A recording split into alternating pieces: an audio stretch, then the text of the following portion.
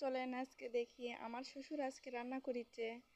আমার শ্বশুর আর শাশুড়ি রান্না করবে আজকে। আমাকে বলেছে তোমাকে রান্না করতে হবে না, তাই আমার শ্বশুর আর শাশুড়ি রান্না করবে। দেখি চলেন আমার শ্বশুর আর শাশুড়ি কি রান্না করে। এটা হচ্ছে বেগুন চপ ভেজি, বেগুন চপের ভাজি। আর এটা হচ্ছে পেঁয়াজি, পেঁয়াজি এগুলো ভাজিছে আমার শ্বশুর।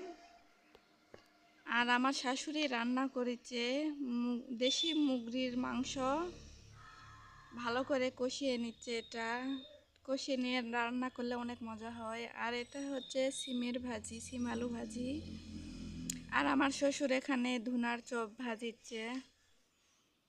আমার শ্বশুর কিন্তু অনেক সুন্দর রান্না করতে পারে, অনেক মজা আমার শ্বশুরের রান্না। আমাদের রান্না নাকি তার বেশি ভালো লাগে না, এই কারণে বলিতে আজকে আমি রান্না করে খাওয়াবো। আমার শ্বশুর মাঝে মাঝে রান্না করে। এটা আমার শাশুড়ি, আর ওই পাশেরটা হচ্ছে আমার শ্বশুর। আর দেখেন আমার মেয়ে, আমার শাশুড়ি জাল দিচ্ছে আর বস্তার উপর বসে আছে আমার মেয়ে। আর এটা আমার জায়ের মেয়ে, ওর মা নাইকো। ওর মা আমার মেয়ে যত বড় অত বড় থুয়ে চলে গিয়েছে। ওর মা যে অন্য জায়গায় বিয়ে হয়েছে, তাই মানুষ করতে হয়। আর দেখেন আমার শ্বশুর বড়ই রান্না করেছে এখন।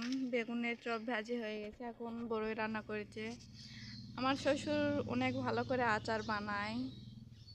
আমার শ্বশুর মিষ্টি বেশি খায় আর আমরা টক ঝাল খাই, এই জন্যে আমার হাতে রান্না নিবে না। বলেছে আমি আজকে রান্না করবো, তোমরা